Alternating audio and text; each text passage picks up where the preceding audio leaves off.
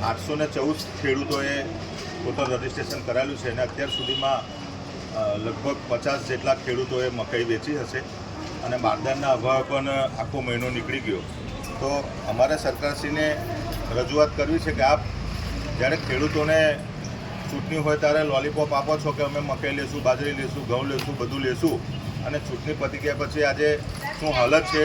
અને અત્યારે અહીં આગળ બારદાનના બી પૈસા નહીં, જે તુવેરો ખરીદવાના હતી પરિપત્ર પ્રમાણે એવા નવો પાછો પરિપત્ર આવ્યો 100 કે ફક્ત હેક્ટર દીઠ 28 ક્વિન્ટલની જે લેવાની હતી તેના બદલામાં હવે માત્ર ખેડૂત દીઠ 1500 કિલો જ મકાઈ લેવાની.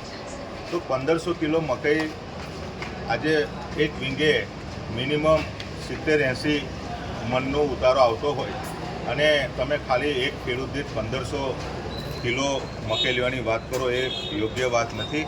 એવામાં ખેડૂતોની હાલત ખરેખર અત્યારે એવું છે કે ખેડૂતો મકાઈ આટલી બધી મેકે તો ક્યાં મેકે?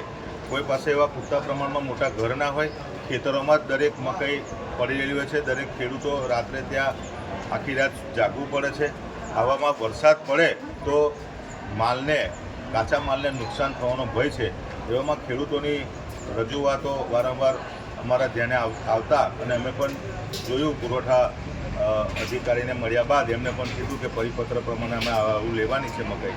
એના અનુસંધાને આજરોજ મામલતદાર સાહેબને અને સરકારશ્રી સામે અમે આવેદનપત્ર મામલતદાર સાહેબને આપ્યું અને આવનાર દિવસોમાં અમે સુધારો કરીને વધુ મકાઈ ખરીદી કરવાનો જો નહીં આવે તો અમે ચોક્કસપણે બધા ખેડૂતોને, આખા તાલુકાના કે જેટલા રજિસ્ટ્રેશન ખેડૂતોનું લિસ્ટ લઈને બધાને કોલ કરીને ભેગા કરીને અમે એના એક ધરણા કરીશું અને જે કંઈ કરવાનું થશે સરકાર વિરુદ્ધ અમે એમનો ચક્કાજામ કરીશું, ઉપવાસ આંદોલન પણ કરીશું. પણ ખેડૂતોને ન્યાય મળે એ માટે અમે 100% ખેડૂતો સાથે છીએ અને ખેડૂતોનો હક અપાવવા માટે અમે કોઈપણ પ્રકારની તૈયારીમાં એમની જોડે રહેવાના છે. શું નામ છે? યોગેન્દ્રસિંહ વર્નાથિયા.